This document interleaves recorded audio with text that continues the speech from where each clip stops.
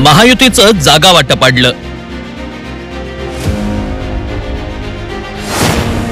महायुतीत 9 जागांचं अडलं।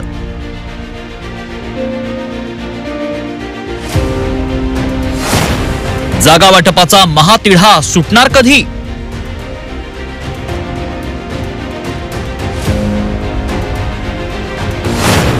नाशिक, छत्रपती संभाजीनगर, रत्नागिरी, सिंधुदुर्ग, ठाणे, सातारा, पालघर, मुंबई उत्तर पश्चिम, मुंबई दक्षिण, मुंबई उत्तर मध्यवरून महायुतीत जागा वाटपाचा तिढा अजूनही कायम आहे। नाशिकचे विद्यमान खासदार आहेत ते शिवसेनेचे हेमंत गोडसे।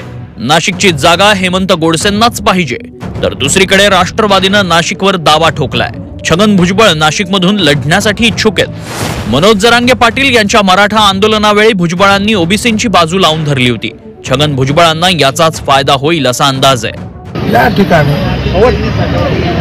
अजितदादांनी ही जागा मागितली आणि त्यावेळेला अजितदादा प्रफुल्ल पटेल यांचं म्हणणं असं आहे की वरून सांगण्यात आलं की ती जागा तुम्हाला घ्यायची असेल आणि घ्या, परंतु छगन भुजबळांना तिथे उभं करा असं त्यांनी मला सांगितलं।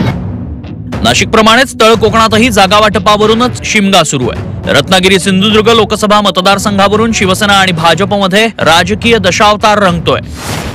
शिवसेनेकडून मंत्री उदय सामंत यांचे बंधू किरण सामंत रत्नागिरी, सिंधुदुर्गमधून लढण्यासाठी इच्छुक आहेत, तर तळ कोकणात भाजपचं चिन्ह सर्वदूर जायला हवं या भूमिकेतून भाजप केंद्रीय मंत्री नारायण राणेंना उतरवण्याच्या तयारीत आहे। मुंबई उत्तर पश्चिम आणि मुंबई दक्षिण या 2 जागांवरही शिवसेना भाजपात कुस्ती सुरू आहे। मुंबईतल्या या दोन्ही जागांवर शिवसेनेचे खासदार असल्यानं दोन्ही जागा आपल्याकडेच राहाव्यात अशी आक्रमक भूमिका शिंदेंच्या शिवसेनेनं घेतली आहे, तर या दोन्ही जागांवर भाजपची ताकद असल्यानं त्या भाजपला मिळाव्यात असा दावा भाजपनं केलाय। आणि दक्षिण मुंबईची जागा जी आहे ती त्यांना खात्रीपूर्वक निवडून येणारी जागा आहे, म्हणून प्रत्येक उमेदवाराला वाटणं साहजिक आहे की मला ही जागा भेटली पाहिजे। मग त्यासाठी काही लॉबिंग असते, नेत्यांकडे जाणं असतं। आता तुम्ही पाहिलं असेल तर काही जे शिवसेनेचे उमेदवार होते ते देवेंद्र फडणवीस साहेबालाही भेटत होते, अजितदादालाही भेटत होते, काही त्यांचे भाजपचे उमेदवार हे शिंदे साहेबालाही भेटत होते। आणि हे लॉबिंग हा प्रकार फक्त नाव घोषित करण्यापुरता मर्यादित असतो, तिथपर्यंत असतो। मुंबई उत्तर मध्य लोकसभा मतदारसंघाची मात्र समस्याच वेगळी आहे। ही जागा भाजपची आहे। विद्यमान खासदार पूनम महाजन यांचा हा मतदारसंघ, मात्र त्यांना भाजपमधूनच जोरदार विरोध होतोय। तरीही भाजपचा या मतदारसंघातला उमेदवार अजूनही ठरताना दिसत नाही। छत्रपती संभाजीनगर हे मराठवाड्याचं मुख्य केंद्र, परंपरागत मतदारसंघ असल्याचा दावा करत या जागेवर शिवसेनेनं आपला हक्क सांगितलाय, तर दुसरीकडे छत्रपती संभाजीनगरची जागा लढल्यास लाखांच्या मताधिक्यानं निवडून येण्याचा दावा भाजपचे स्थानिक नेते करतायत। भाजपकडून इच्छुक असलेले केंद्रीय अर्थ राज्यमंत्री डॉक्टर भागवत कराड यांची महायुतीच्या उमेदवाराच्या प्रचाराला सुरुवात झाली आहे, तर शिवसेनेकडून मंत्री संदीपान भुमरेंच्या नावाची चर्चा आहे। मुंबई शेजारच्या ठाण्याच्या जागेवरूनही महायुतीत धुसफूस सुरू आहे। मुख्यमंत्री एकनाथ शिंदे यांचा बालेकिल्ला म्हणजे ठाणे, तेव्हा ठाणे आपल्याकडेच राहावं हा शिवसेनेचा आग्रह आहे। भाजपच्या ताब्यातल्या ठाणे लोकसभा मतदारसंघ 1996 मध्ये शिवसेनेनं हिसकावला होता। शिवसेनेचे तत्कालीन जिल्हाप्रमुख आनंद दिघेंनी ही खेळी यशस्वी करून दाखवली होती।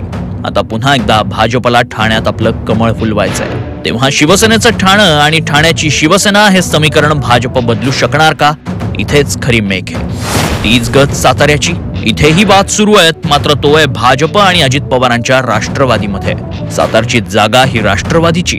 यशवंतराव चव्हाणांचा जिल्हा, राष्ट्रवादीच्या पुरोगामी विचारांना मानणारा, मात्र राष्ट्रवादी समोर आव्हान आहे ते उदयनराजे भोसलेंचं। भाजपकडून आपल्यालाच उमेदवारी मिळणार हा विश्वास उदयनराजे भोसलेंना आहे। पालघरची जागा भाजप आणि शिवसेना या दोघांनीही प्रतिष्ठेची केलेली आहे।